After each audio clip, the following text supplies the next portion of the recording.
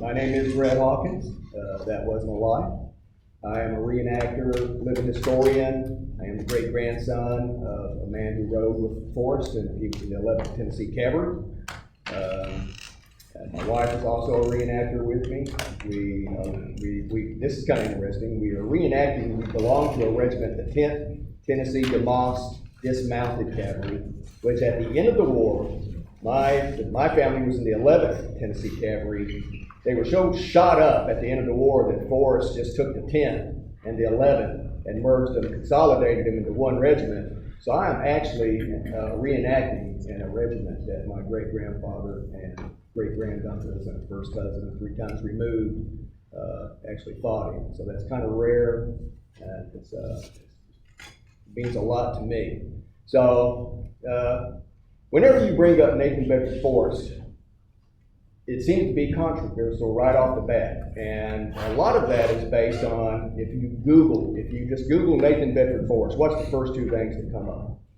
Fort Pillow. Fort Pillow, KKK. It's the first 2 things that come up.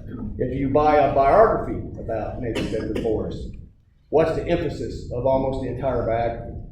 Fort Pillow, KKK. So we're going to delve into just how much truth there is behind these accusations, or we're going to dig deep into history using historical records instead of political opinions to get to the truth of the matter.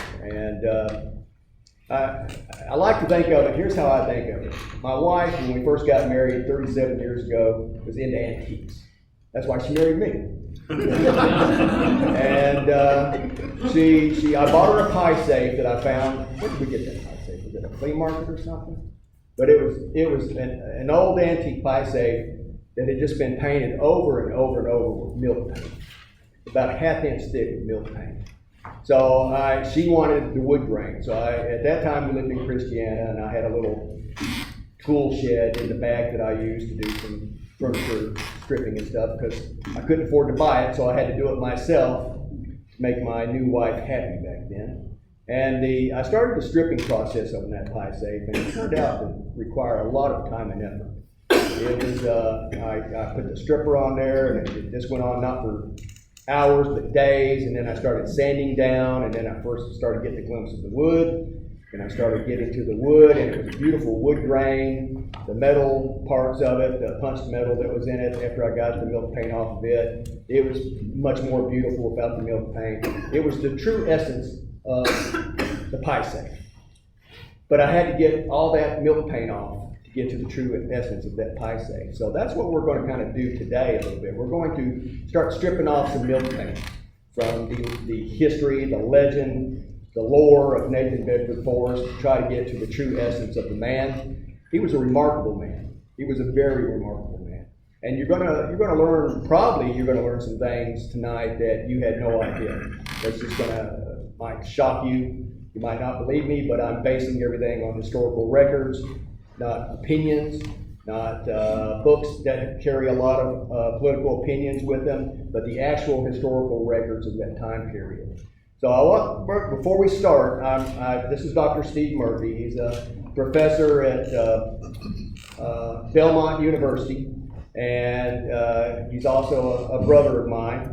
And I want him to read an editorial he wrote. You remember when the Forrest bust was removed from the courthouse? So there was a reason the bust was at the courthouse. He is one of the South's greatest heroes. He truly is. And the things that he did for the South, and then later, as you're going to find out, what he did for the black community in Memphis, he had every right for his bust to be at the courthouse in Nashville. But political opinion and political propaganda had it removed. So Steve wrote a letter to the editor, Tennessean. Well, they didn't print it. Fancy that. They didn't print it. But he's here tonight, and he's going to read it tonight. Everybody's going to get to hear it tonight, at least everybody here tonight, and anybody that goes to the website. Please. I'll just stand right here. Thanks a lot. Okay. In military terms, I'd say that I'm here in support of my friend, Bret, and I'll also say that I had a little bit of help in writing this op-ed piece back when I did Dr. Michael Bradley, who holds a PhD in history from Vanderbilt, retired historian in our area and author of a number of books on the Civil War, including one that he co-authored with Shirley Parrish Jones right there. So anyway, I'll just read this for you. Amid the continuing controversy about Confederate statues, including the bust of N.B. Forrest, which was removed from the state capitol, I have been struck by a lack of coverage of both sides of the issue and by the absence of some important facts concerning Forrest. Forrest was an early leader of the Ku Klux Klan. Forrest was never associated with the Ku Klux Klan nor served as its first Grand Wizard. Any reports to the contrary are propaganda. From 1865 to 2001, when I wrote the letter, no historian has ever produced a single piece of evidence which can be subjected to the process of investigation, verification, and documentation which proves that Forrest was ever the head of the Ku Klux Klan. He was cleared of involvement by an investigating committee of the U.S. Congress in 1871. Only myth, legend, and folklore persist to make what is clearly an unsubstantiated claim. Forrest fought for slavery against the U.S. government. Those who think that the Civil War was fought to eliminate slavery should read first-person historical accounts, the gold standard of historical research from that period. Forrest fought to drive invading armies from his country that, after 700,000 deaths, succeeded in restoring the Union. In 2018, a historical marker was installed in Memphis, said to tell the whole story about Forrest. The marker only described the slave trade and Forrest involvement. I wrote to the authors suggesting that another marker be placed at the old fairgrounds to identify Forrest as Memphis's first civil rights activist. There was no response. Forrest biographer Jack Hurst wrote, his views on race evolved more than those of any other American of his time, including Abraham Lincoln. In Forrest's famous 1875 speech as a Memphis alderman to the Independent Order of Pallbearers, the future NAACP, he said, I want to elevate you to take positions in law offices, in stores, on farms, and wherever you're capable of going. And you have a right to elect whom you please. Vote for the man you think best, and I think when that is done, you and I are free men. His work to find employment for African Americans explains why 3,000 of the 10,000 mourners who marched in Forrest's funeral procession were African Americans. 8 of the 65 cavalrymen of Forrest's most trusted escort group were African Americans. Forrest and his wife, whose remains are no longer welcome in the city of Memphis, now rest where they are remembered with respect. Forrest massacred hundreds of black soldiers at Fort Pillow. While no reputable historian denies that some soldiers were killed in violation of the rules of war during the final 5 minutes of the battle, they agree that the defenders never did surrender, and neither a congressional investigating committee nor military authorities brought any charges against Forrest. The number of reported deaths happened during a battle that lasted 12 hours, with a great many U.S. soldiers, including the officer commanding the fort, having been killed before the final Confederate attack. Early in his life, Forrest supported slavery, but he came to believe that all citizens, black as well as white, should vote as they saw best. He fought skillfully and hard for the Confederacy, but at the end of the war, accepted the results of the conflict and urged his soldiers to do the same by becoming good citizens of the reunited nation.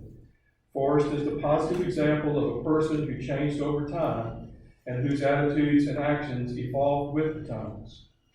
Tell the truth about Forrest, and it will become clear that currently popular legends and folklore obscure a complex man and famous Tennessean who deserves study instead of uniform or uninformed rejection. Thank you. Thank you, Dr. Rick. And every bit of that is true. So, which discloses most of what you've already heard about Nathan Bedford Forrest, what you've read in the books, and everything that you hear every time his name is mentioned, just isn't true. So I've got actual documents this is from the Fort Pillow investigation, And it's number 16, report of Lieutenant Daniel Van Horn, 6 U.S. Colored Heavy Artillery.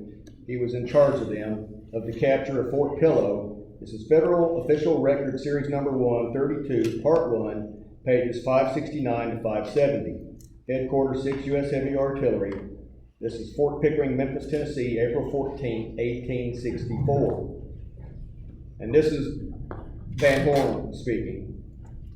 Colonel, I have the honor to submit the following report of the battle and capture of Fort Pillow, Tennessee. At sunrise on the morning of 12th of April, 1864, our pickets were attacked and driven in. They, making very slight resistance, they were from the 13th Tennessee Cavalry. Major Booth, now this is the Union side of Fort Pillow. I want to make sure everybody understands that. This is Van Dorn with the Union side, who was in charge of the artillery, the colored artillery. Major Booth, commanding the post, had made all his arrangements for battle that limited force under his command would allow, and which was only 450 effective men, consisting of the 1st Battalion of the 6th U.S. Heavy Artillery, 5 companies of the 13th Tennessee Cavalry, and 1 section of the 2nd U.S. Light Artillery. Arrangements were scarcely completed and the men placed into rifle pits before the enemy came upon us, and in 10 times our number, as acknowledged by General Chalmers, they were repulsed with heavy loss, charged again, and were again repulsed. At the 3rd charge, Major Booth was killed while passing among his men and cheering them to fight. The order was then given to retire inside the fort, and General Forrest sent in a flag of truce demanding an unconditional surrender of the fort, which was returned with a decided refusal.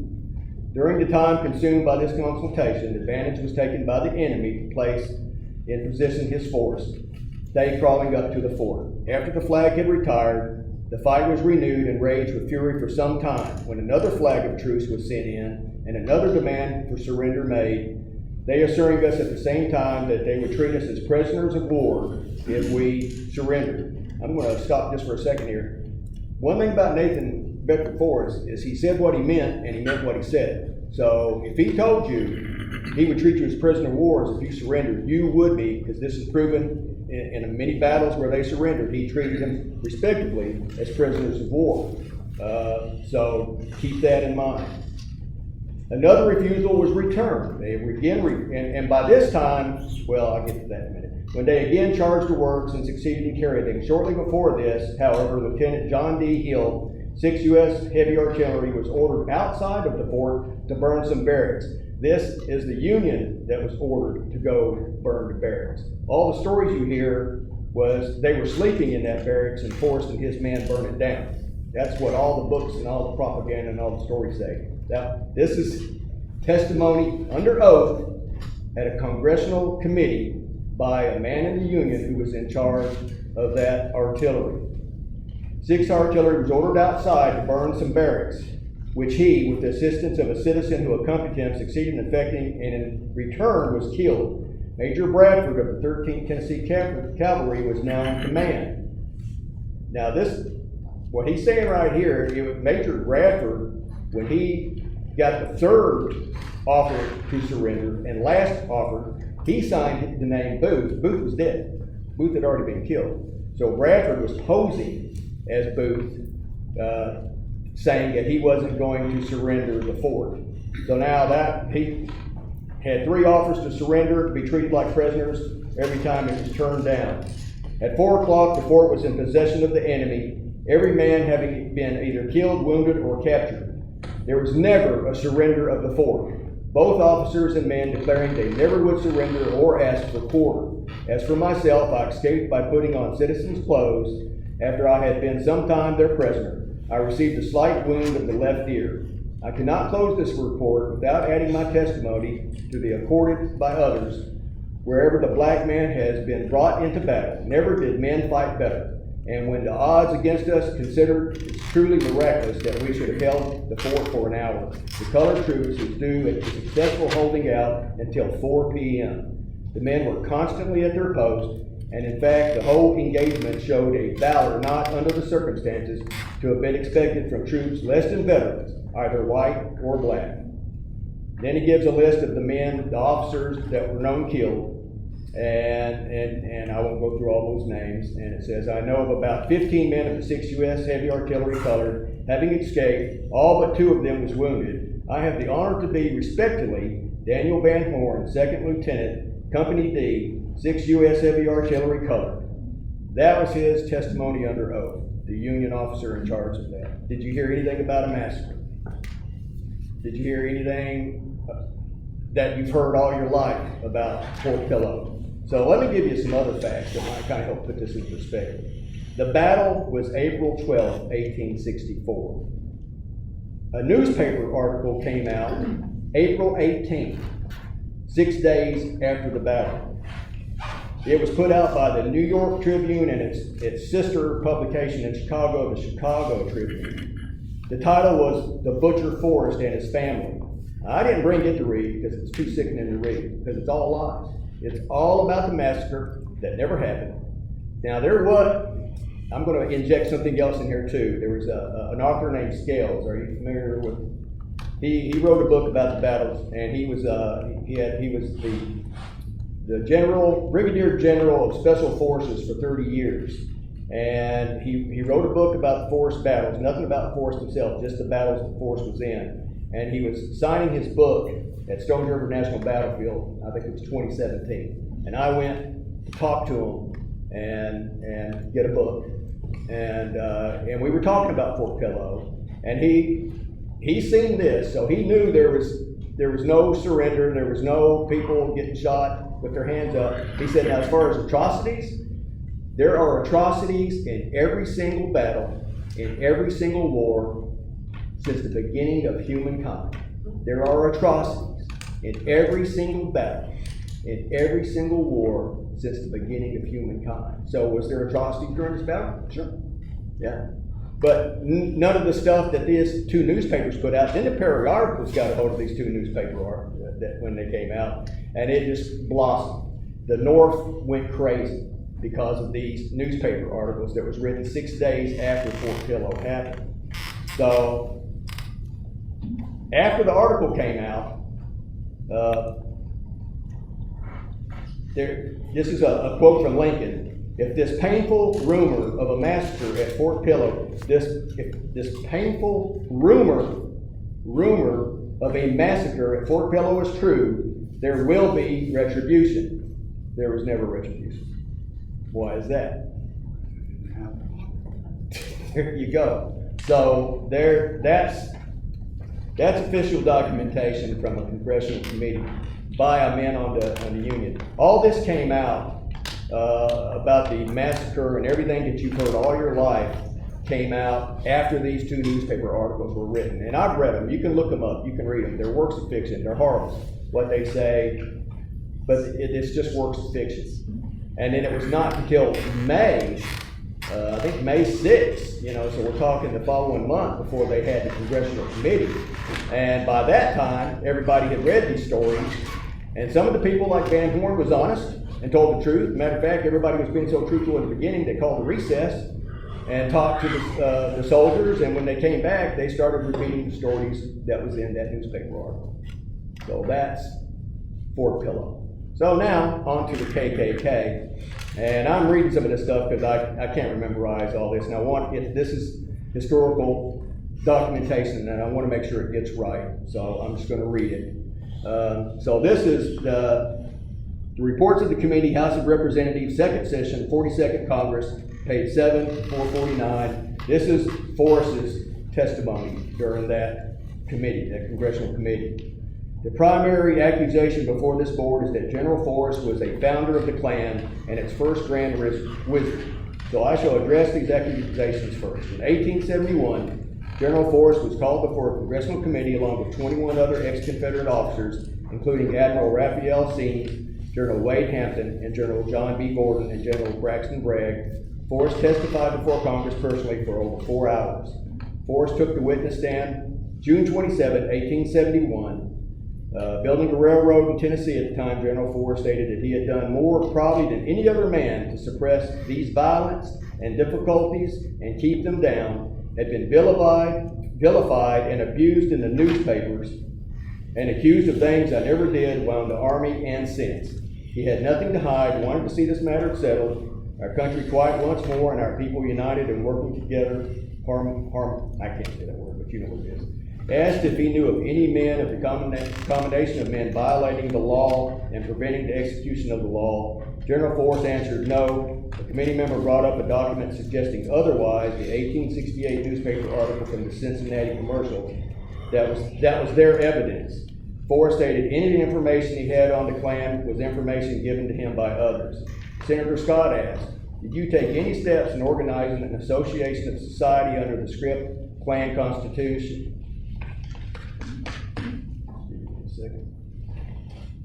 Forrest, I did not. Forrest further stated that he thought the organization Klan started in Middle Tennessee, although he did not know where. It is said I started it. Asked by Senator Scott, did you start it? Is that true? Forrest, no sir, it is not. Asked if he had heard of the Knights of the White Camilla, a Klan-like organization in Louisiana. Forrest, yes, they reported to be there. Senator, were you a member of that order? No sir. I never was a member of the Knights of the White Camilla. Asked about the Klan. Forrest, it was a matter I knew very little about. All my efforts were addressed to stop it, disband it, and prevent it. I was trying to keep it down as much as possible. Forrest, I talked with people that believed were connected to it and urged the disbandment of it, that it should be broken up. So, the following article appeared in the New York Times, June 27, Washington, 1871. General Forrest was before the Ku Klux Klan committee today, and examination lasted 4 hours. After the examination, he remarked that the committee treated him with much courtesy and respect. Congressional records show that General Forrest was absolved of all complicity in the founding of the operations of the Ku Klux Klan, and he was certainly never a grand wizard. These committees had the utmost evidence and living witnesses at their disposal. The evidence precluded any guilt or indictment of General Forrest, and the matter was closed before that body of final judgment in 1872. So I've done a lot of research on Forrest in general and this, and what probably started a lot of this was recruitment. The Klan, Forrest was a rock star.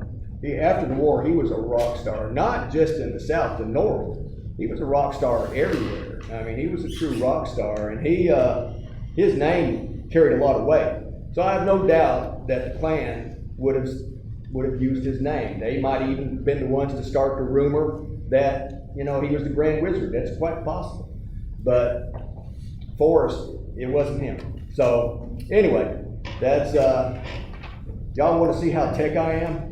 This is my notes. Carol asked me if I was going to do, what do you call it? PowerPoint? I asked her what that was. Seriously, I had no idea. I do not own a smartphone. My wife does not own a smartphone. The newest phone we own, I bought in 1977 at the Bell South store, not far from here, when they were switching over from dial to touchstone. It's got a little switch on it that says tone, pulse. Switch. We still use that to this day. We have another phone in the living room. It was made in 1937. And it's got one of those things. We had it wired. We can still pick it up and talk on it, and you get a workout because the receiver weighs about 8 pounds. You get a workout while you're talking on it. So that's how tech I am. So you're going to see me, and this is for y'all's benefit, these notes, because I can do one of two things when I start talking about history, Forrest, my family that fought in the Confederacy. I can get so excited, I can be done talking in 15 minutes, or 2 or 3 days later, I can still be talking. So these notes are for your benefit, so I can kind of stay on point. Here's my point. So it was with a Sharpie and a notebook, and now I got to go back to the reader. So let's go to his early adulthood. He was born in Chapel Hill, even though at that time it wasn't called Chapel Hill. This was just a frontier area that would become Chapel Hill. It was in Bedford County. It is now in Marshall County, I do believe. And it was just a primitive, very primitive log cabin that was owned by his mother's family, the Beck family, Scotch-Irish settlers that had come into that area. And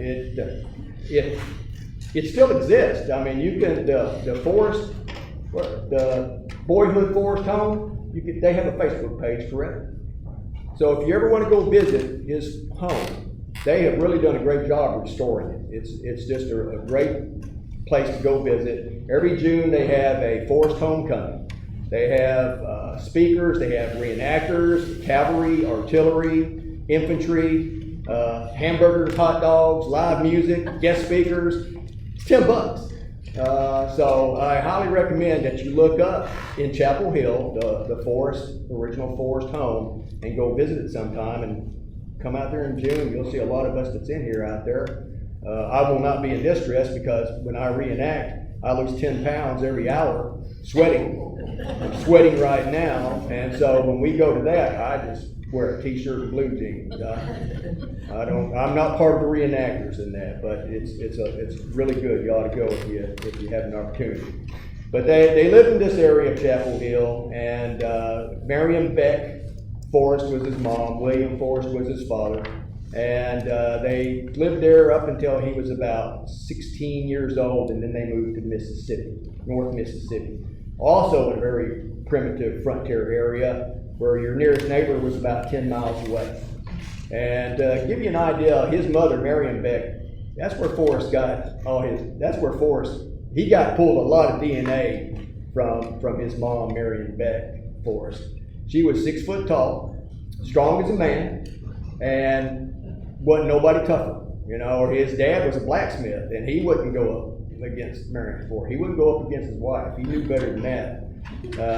And he was a blacksmith in this area, and there were so few people, it was hard to make a living. So they lived as best they could. That's why they ended up moving to North Mississippi.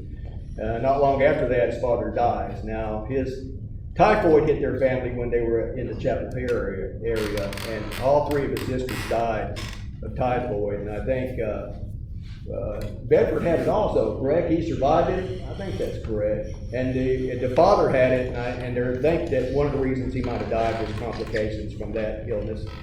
But it was in a far-off distance, and they did a little farming and raised some livestock. And Forrest would go hunting and shoot animals and skin them and make clothing for his brothers, his younger brothers.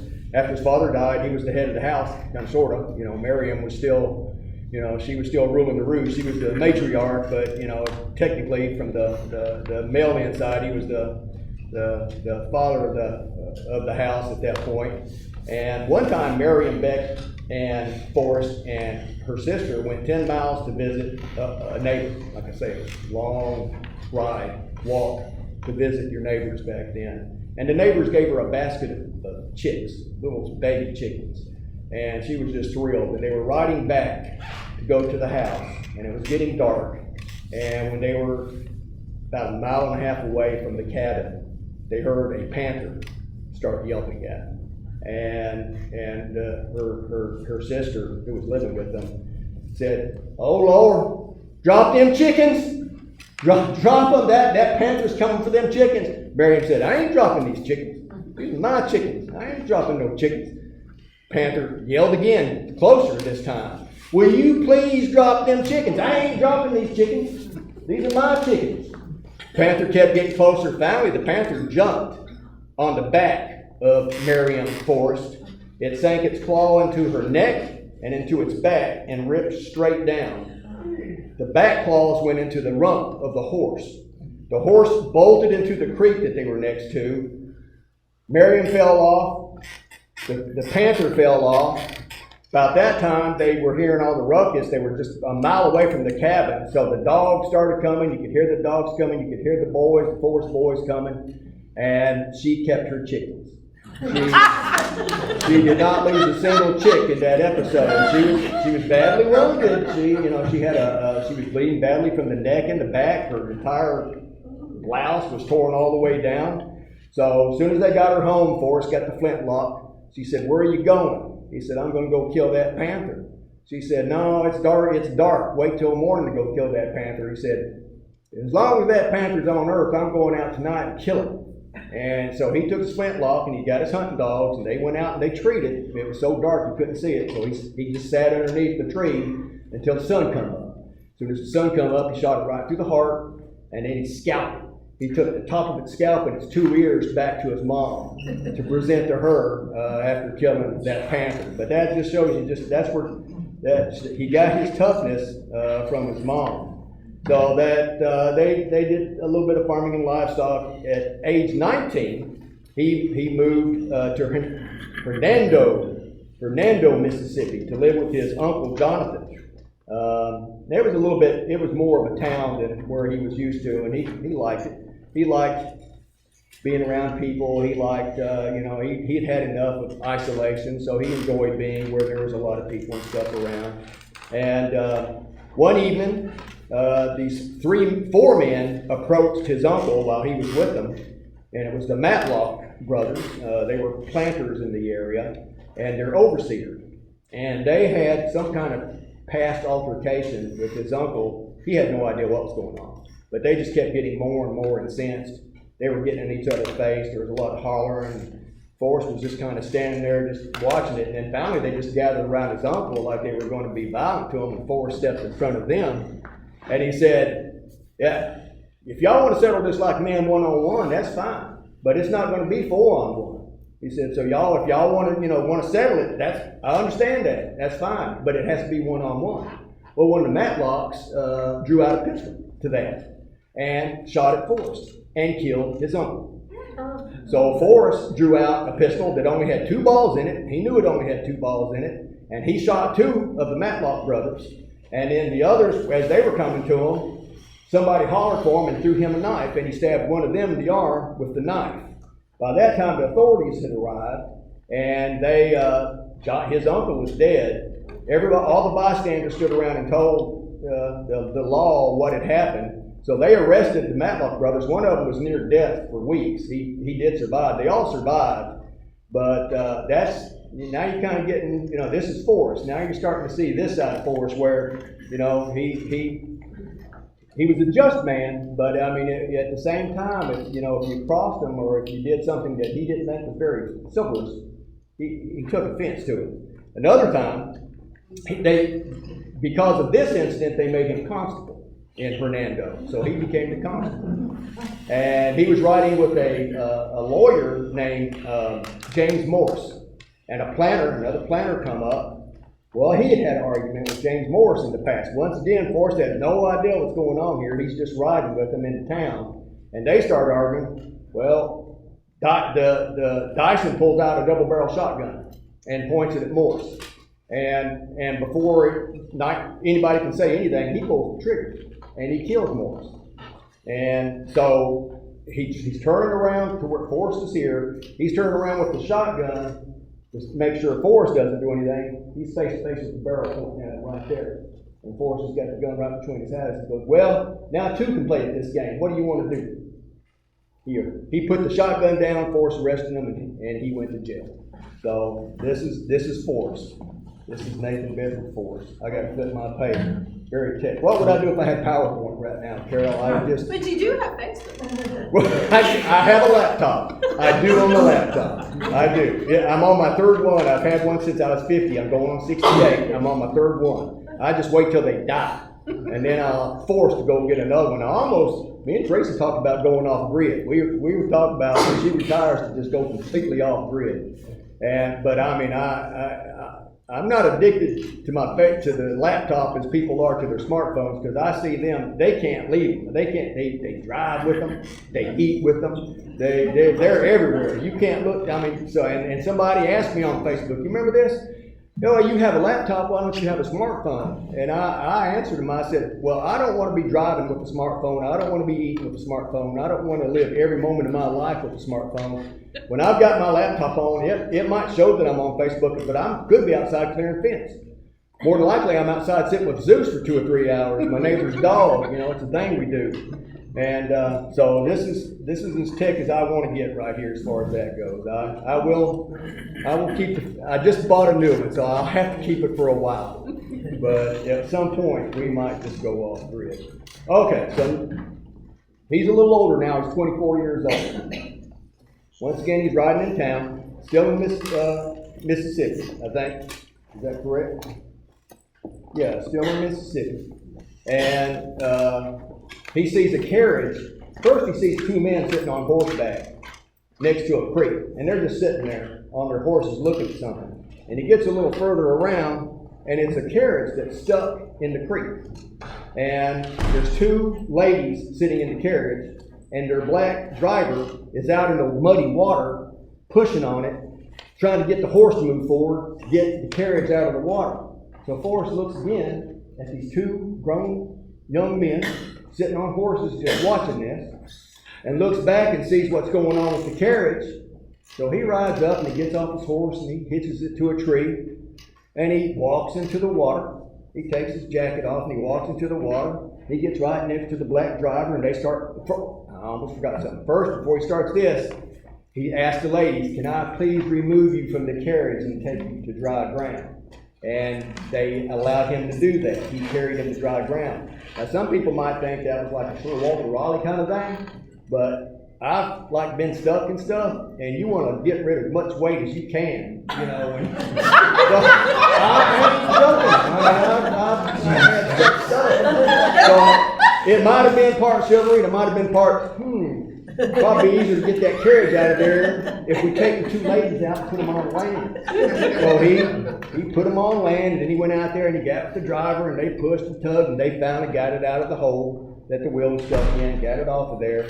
And then he saw Mary Ann Montgomery. It just like that. And I'm going to embarrass my wife here in a minute. Just like that, he knew he was going to marry her. Just like that. The first time I met my wife, she was walking down the hallway at the VA hospital, and I turned to a friend of mine and I said, I'm going to marry her. Just like that. 3 months later, we were married.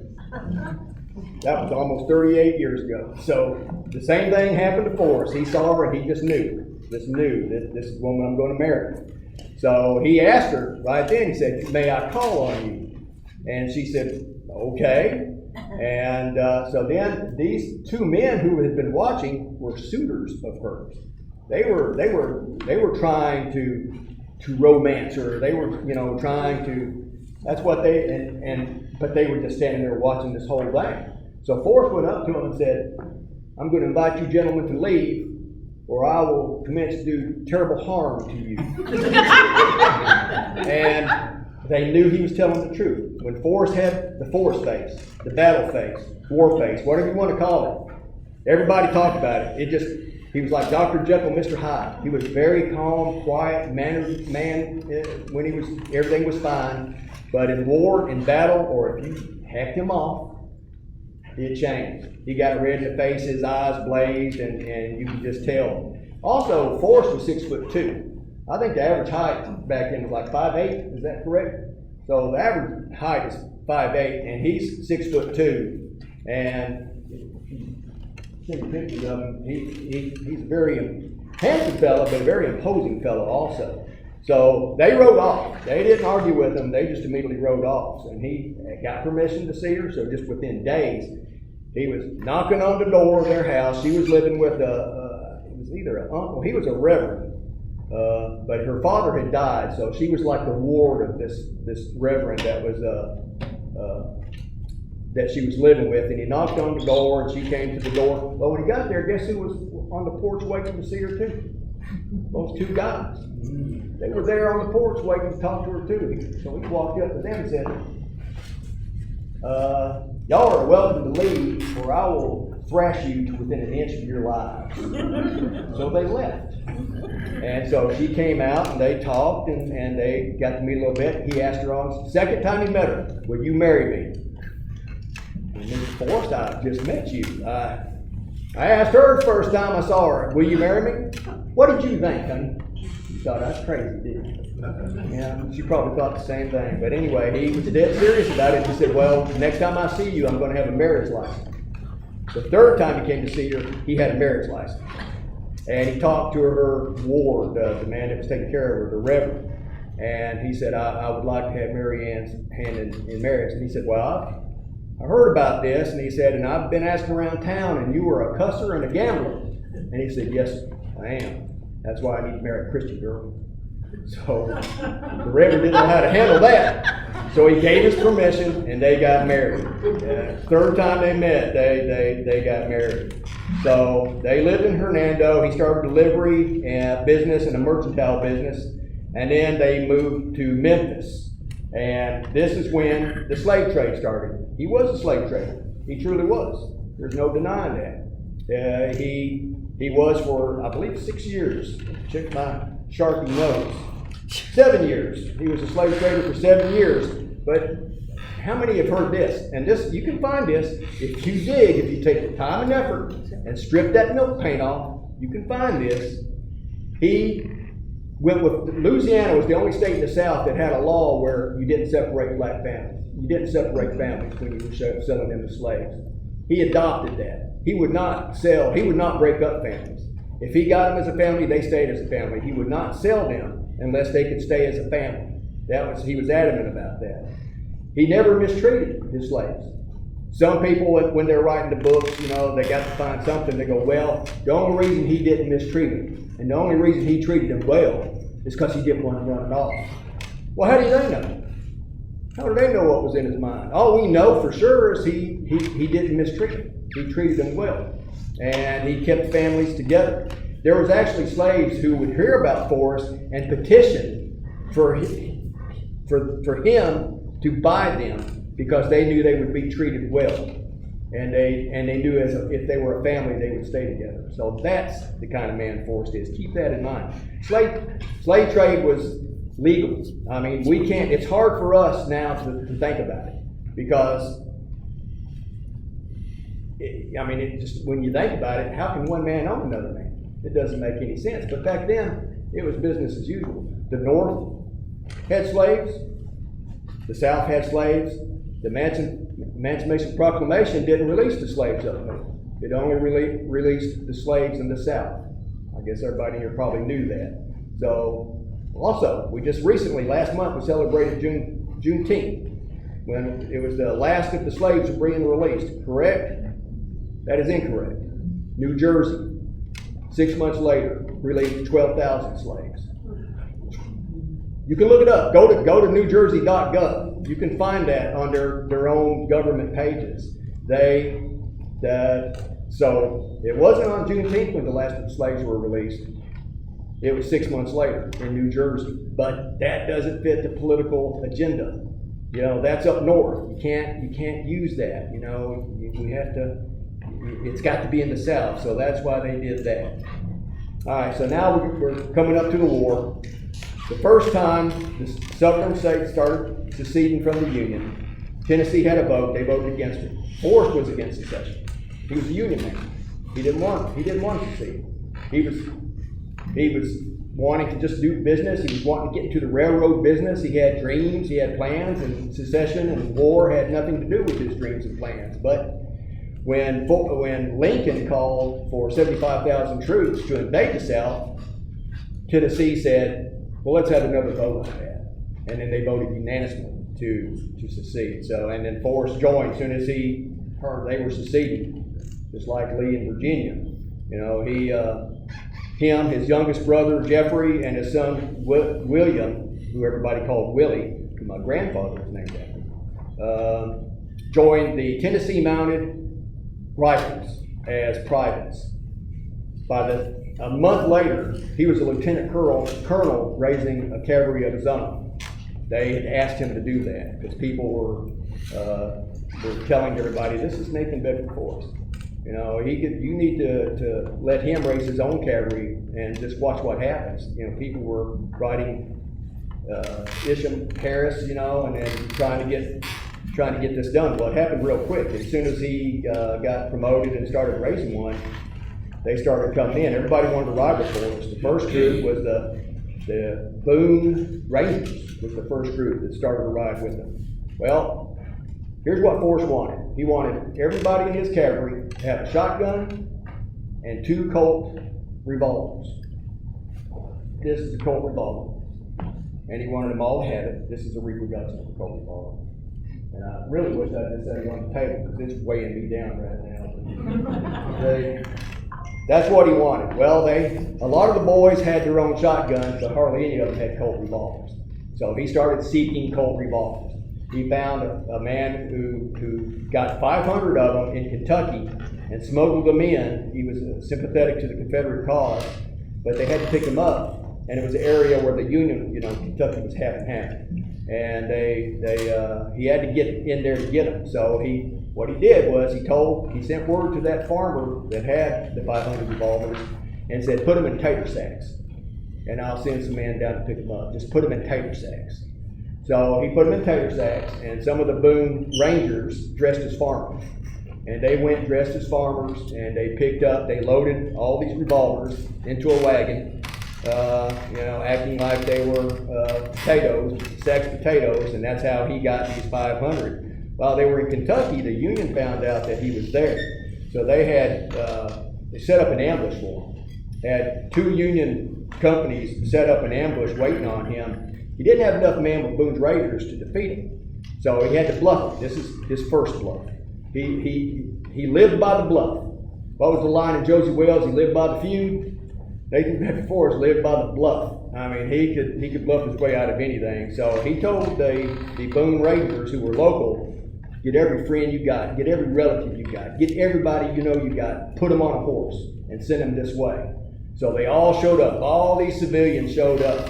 They got on the horses. He flew the colors, and then they found he knew where a railroad was. It was the Louisville and Nashville Railroad, and he knew that everybody would see him if they went this particular trail. So he went down this particular trail with all the Boone Rangers and all these other men. It looked like he had a massive army with all these other riders on there. Everybody in the train saw him. They notified the Unions that were set up for ambush. They gave it up. They didn't know, he's got too many men, we'll just get out of here. So he ended up with a regiment with men from Texas, Alabama, Kentucky, and Tennessee, and his escort. And well, like Steve said, he had, and this is something that, I can't remember who, it was I can't remember who the source was, but you were talking about how some of his, 6 of his men were in his escort that were his slaves. He had told 41 of his slaves, if you want to fight with me, I'll free you at the end of the war. Well, 41 actually joined him. And some of them were teamsters, some of them were, worked on the wagons, but also quite a few of them fought with him. They fought side by side. There's letters written by the federal Union people to home saying, there's black soldiers out there shooting at us. And there was a lot more than people think. That's another part of history that's been milk painted.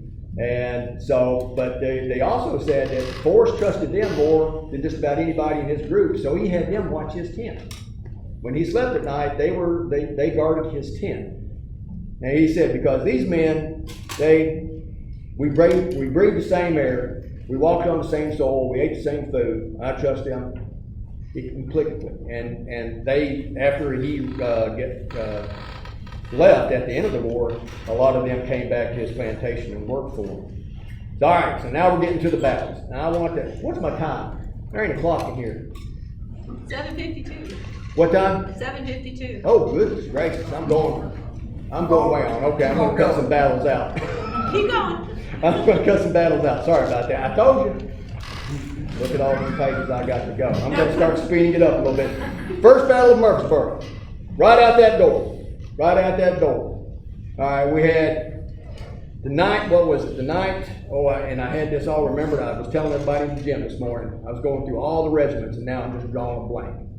Maybe if I look at y'all and picture in underwear, my mind would calm down, and it'll come back to me. But anyway, there was the 3 groups, a cavalry group, teamsters, and an infantry, right out this door. Tents everywhere, right out this door. When John Hunt Morgan, the day before the Battle of Murfreesboro, before he disabled a telegraph line as kind of a joke, he sent a message to the Union. This is a Confederate sending this message. He said, Forrest has attacked Murfreesboro and is driving toward Nashville. And he thought that was really funny. Guess what was going to happen the next day? Forrest was going to attack Murfreesboro. He didn't know. Forrest didn't know that Morgan had sent that. He might have been second guessing. Oh gosh, I wish he hadn't done that. But, so he goes to Woodbury. Buell has sent him, or Bragg has sent him on a mission to harass Buell and to cut supply lines. So he's in Chattanooga heading toward Murfreesboro. He gets to Woodbury, and the people there are frantic. And they're telling them they came here, they arrested a bunch of our men for being sympathizers and for aiding and abetting. They were feeding their sons, is what they were doing. Their sons had showed up, they were fed, and then they got arrested for feeding their own children that was fighting for the Confederacy. And they got taken to Murfreesboro. So prior to that, Crittenden, who was in charge of the Union there, had already said for every Union soldier shot, I will hang 100 civilians. And he already had the numbers were anywhere between 250 and 350 in the courthouse jail and in the county jail that was next to it. So Forrest told the ladies, don't worry, they'll be home in a couple of nights. They'll be home the next night. He told them not to worry about it. So he gave his, the next day was going to be his birthday, July 13th. So he gathered his men, he said, tomorrow is the anniversary of my birth, and for my present, I want to have a becoming victory. So that's what they decided to give him. So I'll try to speed this up a little bit. Teresa told me I rambled. She's told me that a bunch of times. You start talking, you just don't know when to shut up. Even when I'm making notes thinking, oh, this might not even fill an hour. Anyway, so when they get here, and y'all probably told this story here before, correct? The Murfreesboro raid, so I can kind of chop it up a little bit. So he's got 3 targets. He's got the Manny House, which is here, Oaklands with the Manny House. He's got the square where the courthouse and the jail is, and plus he's got other Union people and offices around there. And he's got another camp 1.5 miles down the Nashville Pike. So first thing he does is send his Texas boys here to the Manny House, and then he drives toward the square. What they don't know is about half of Wharton's men that come here to attack this went with Forrest. There was a slip up, there was a glitch, and they rode with Forrest into town when they were supposed to come here and help him with this, because there was a lot of Union soldiers here. They came in at 4 in the morning. First they were out chopping wood. The Union was out there chopping wood to build fires, and one of them said, "Do you hear that? Is that a distant storm? Is that thunder?" And then he'd go, "No," somebody said, "It's just us chopping wood." So, okay. And then it just kept getting louder and louder. People in the jailhouse said, "You hear that? What is it? Is that thunder?" It wasn't. The roads here were, I'll see if I can say this right, macadamized. Anybody know what that is? Say again? Macadamized. Oh, the cabin. Yeah, thank you. Yeah. So the road is a layer of large rock and then crushed rock layered on top of that. So it wasn't dirt or anything. So this is very loud. This thunder that they were hearing was all Forrest's men, 1,400 men coming in a charge to Murfreesboro. So Wharton's men comes here. They're running out of the tents in their summer long johns, trying to get to their guns, and they're in there shooting. They've got the revolvers going, they've got the shotguns going. Forrest and his men go into Murfreesboro, try to get the people out of the courthouse and the jailhouse, and the rest of the men go down to Nashville Pike to keep them at bay, make sure that they don't move in on them. So this goes on most of the day, and when they get into the courthouse, upstairs is where they're getting shot at hard. And so all of a sudden the women of the town come out to help the soldiers the Confederates who are getting wounded and shot, laying all around the square. The women are coming out in their night robes to assist them. They're coming out to give them water, help their wounds. They're doing everything they can to help them. The bunch of Forrest men are hollering out hurrah for the women for coming out and doing that. The jailhouse, he sends Major Hood to go get them out of there. They go in there, and as they're trying to bust in, the Union soldiers that are in there try to shoot some of the prisoners, and then they throw burning papers in there, and then they leave without the key. And so Hood rescues all the people into the standing jailhouse, the city jailhouse, and then the rest of the boys go inside the courthouse. They're all barricaded upstairs. They start a fire in the staircase. The smoke goes up there. They surrender. He asked for a surrender. They finally surrender. I'm really cutting through the chase on a lot of this because I had no idea how late it was getting.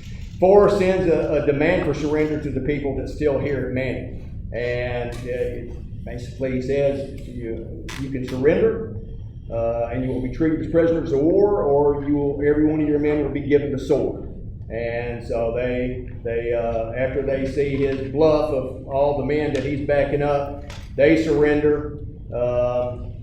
So they finally get the courthouse, they get all the prisoners out of the courthouse, they secure the courthouse, to get all the prisoners out of the city jail.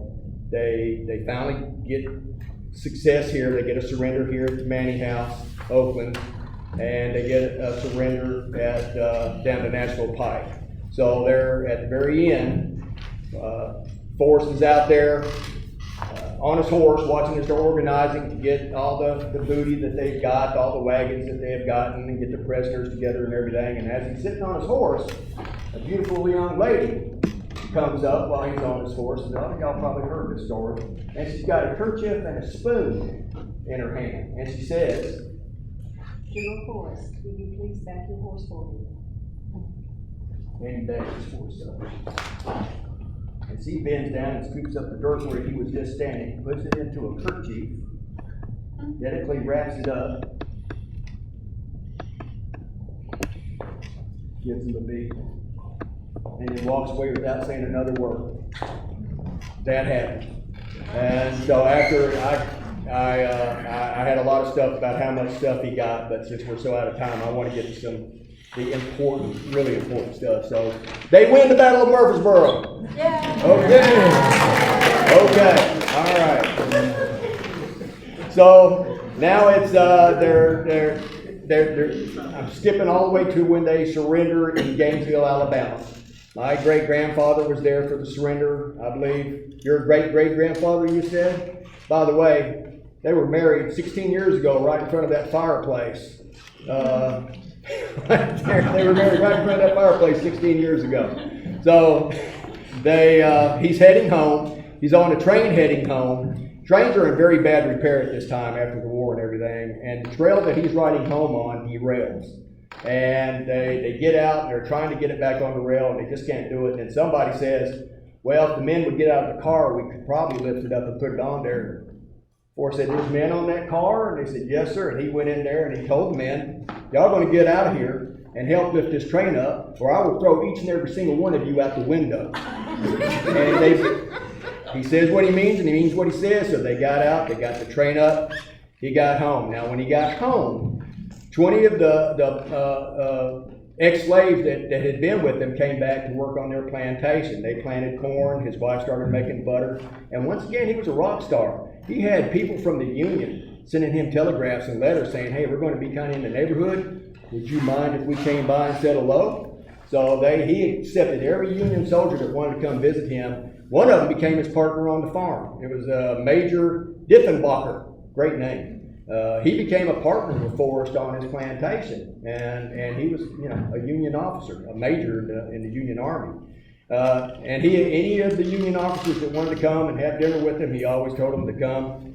And then we had a lot of people don't. You read the speech from the independent poll bearers. So why did they invite Forrest to be the first white speaker? They were the predecessor of the NAACP. They were a civil rights group of blacks in Memphis that the very first white person they invited to be their guest speaker was Nathan Bedford Forrest. Why? I mean, if all the things you've ever heard about it was true, why in the world would they have invited him to be their guest speaker?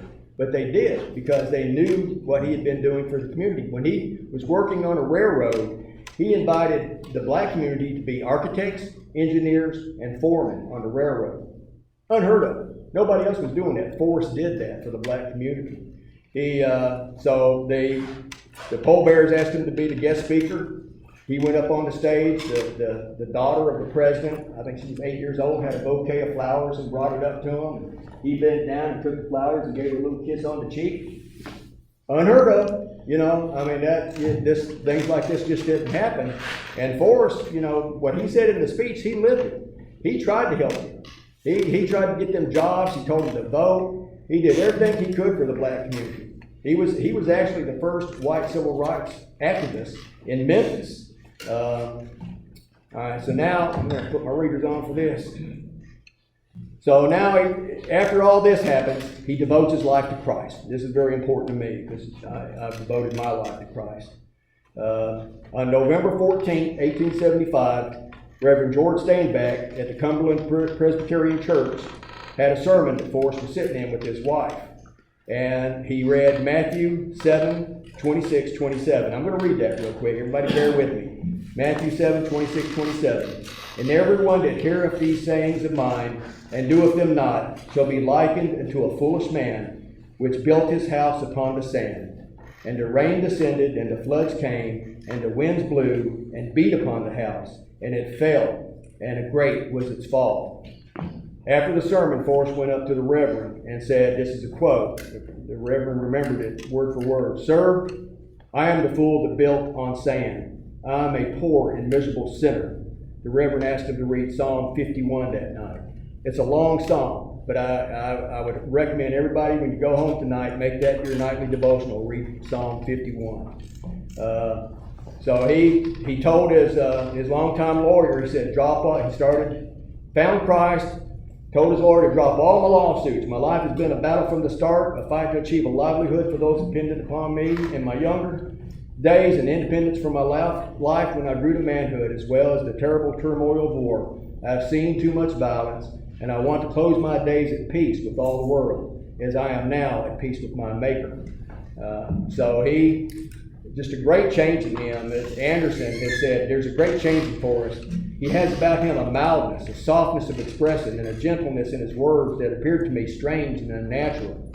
Forrest said to Anderson, Major, I am not the man you were with so long. And Anderson was his adjutant. Everybody probably already knows that. So Anderson was his adjutant.